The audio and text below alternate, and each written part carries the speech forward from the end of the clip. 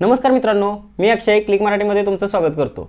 मित्रांनो, आता तुमच्या गावात सरपंच किंवा ग्रामसेवक असतात, तर ते भ्रष्टाचार करत असतात।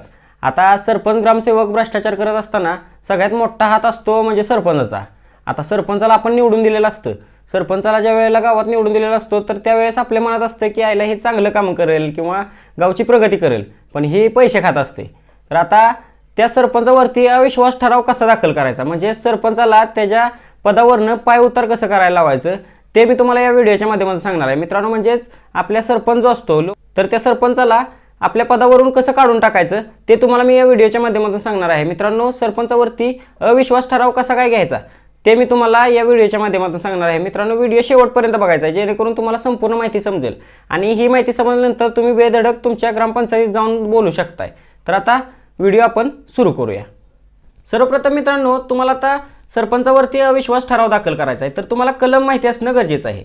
तर मित्रांनो, कलम 35 अन्वये आपण अविश्वास ठराव दाखल करू शकतो। मित्रांनो, सर्वप्रथम अविश्वास ठराव दाखल करण्याबाबतचे नियम काय आहेत ते आपण पाहूयात। तुमच्या ग्रामपंचायतीमध्ये 2/3 सदस्य जे असतात म्हणजे 66% सदस्य असतात, तर त्या सदस्यांनी हा प्रस्ताव दाखल करावा लागतो। तर हा प्रस्ताव दाखल केल्यानंतर एकदा का हा प्रस्ताव दाखल केला तर हा प्रस्ताव रद्द करता येत नाही। हा नियम महत्त्वाचा तुमच्या लक्षात असला पाहिजे। मित्रांनो, ज्यावेळेला तुम्ही तहसीलदारांना प्रस्ताव द्यायला जाईल की अविश्वास ठराव अशा पद्धतीचा आमच्या सरपंचांवर दाखल करायचा आहे, तर तो प्रस्ताव द्यायला गेल्यानंतर तुम्हाला तहसीलदारांना प्रस्ताव दिल्यानंतर तहसीलदार तो प्रस्ताव जो आहे तो पडताळून पाहतील की बाबा खरोखर हा प्रस्ताव ग्रामपंचायतीच्या सदस्यांनीच दिलेला आहे की नाही। आता ही पडताळणी एकदा झाली की ही पडताळणी झाल्यानंतर तुमचे जे तहसीलदार असतात ते तहसीलदार तुमच्या नियमित जिथे मीटिंग होते म्हणजे ग्रामपंचायतीची नियमित मीटिंग होते तिथे तुमची 7 दिवसाच्या आतमध्ये मीटिंग बोलावतात आणि त्या मीटिंगचे जे अध्यक्ष असतात ते तहसीलदार असतात। आपली जी मासिक मीटिंग असते त्यावेळेस सरपंच जसे अध्यक्ष असतात त्या पद्धतीने तहसीलदार त्या मीटिंगचे अध्यक्ष राहणार आहेत। त्याचप्रमाणे मित्रांनो, सरपंच किंवा उपसरपंच जे असतात म्हणजे ज्यांच्यावरती हा अविश्वास ठरावाचा प्रस्ताव मांडलेला आहे त्यांना सुद्धा यामध्ये बोलण्याची संधी दिली जाते, म्हणजे त्यांचे मत मांडण्याची देखील संधी यामध्ये त्यांना दिली जाते। मित्रांनो, तहसीलदारांच्या जवळ ज्या वेळेला अविश्वास प्रस्ताव दाखल करतात त्यावेळेला अविश्वास प्रस्ताव दाखल केल्यानंतर तहसीलदार सभा बोलवतात, हे तर तुम्हाला मी मगाशी सांगितलं। आता सभा बोलवल्यानंतर तुमच्या इथं ग्रामसभा होते, गावामध्ये ग्रामसभा ज्यावेळेस जिथे नियमित ग्रामसभा होतात तिथे ग्रामसभा होते आणि त्या ग्रामसभेमध्ये लोकांना गुप्त मतदान करण्याचा अधिकार असतो। आता गुप्त मतदान कसं करणार, तर चिठ्ठ्या टाकतील किंवा आवाजाने मतदान केले जाते।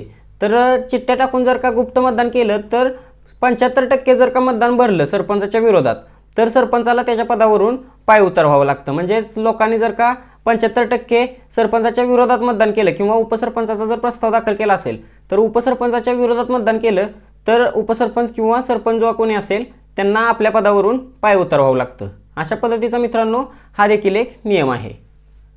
आता मित्रांनो, अविश्वास ठराव तुम्ही दाखल करताय पण त्या संदर्भात काही अटीसुद्धा आहेत, तर त्या अटीसुद्धा तुम्हाला जाणून घेतल्या पाहिजेत, नाहीतर डायरेक्ट झाला अविश्वास ठराव दाखल करायला आणि खाली हाताने माघारी याल। आता मित्रांनो, महत्त्वाचा विषय म्हणजे ज्यावेळेला आपण अविश्वास ठराव दाखल करतो, आता अविश्वास ठराव दाखल केल्यानंतर तो ज्यावेळेला एकदा जर का नामंजूर झाला तर तुम्ही अविश्वास ठराव पुन्हा 2 वर्षे घेऊ शकत नाही। ही एक महत्त्वाची एक क्युरी आहे मित्रांनो। आता तुम्हाला 2 वर्ष जर का घेता येणार नसेल, त्यामुळे अगोदरच जर का सरपंचाला तुम्हाला खरोखर घालवायचं असेल, खरोखर जर का सरपंच भ्रष्टाचारी असेल तर तुम्हाला अविश्वास ठराव दाखल करताना संपूर्ण लोकांची मानसिकता बघितली पाहिजे किंवा संपूर्ण लोकांना हाताशी घेऊन तुम्हाला अविश्वास ठराव दाखल केला पाहिजे, कारण की एकदा जर का अविश्वास ठराव दाखल केला तर अविश्वास ठराव रद्द करता येत नाही। मित्रांनो, आता अविश्वास ठराव दाखल केल्यानंतर सरपंच ज्या वेळेला पाय उतार होतात म्हणजे गुन्हा सिद्ध झाल्यानंतर, म्हणजे ज्या वेळेला तहसीलदार येतात आणि हा ठराव तुमचा पारित करतात त्यावेळेला सरपंचाला पाय उतरवावं लागतं। त्यावेळेला पाय उतार झाल्यानंतर सरपंचाला अपील करण्याची देखील मुदत असते, म्हणजे सरपंच अपील करू शकतो। तर ते कुठे अपील करू शकतात ते देखील आपण पाहूयात। मित्रांनो, आता सरपंचाविरोधात अविश्वास ठराव तर पारित झाला पण सरपंचाला हे मान्य नसतं की मी गुन्हा केलाय, तर सरपंच त्याबद्दल अपील सुद्धा करू शकतो। तर ती कुठे, तर प्रथम अपील जी असते ती जिल्हाधिकाऱ्यांकडे करायची असते।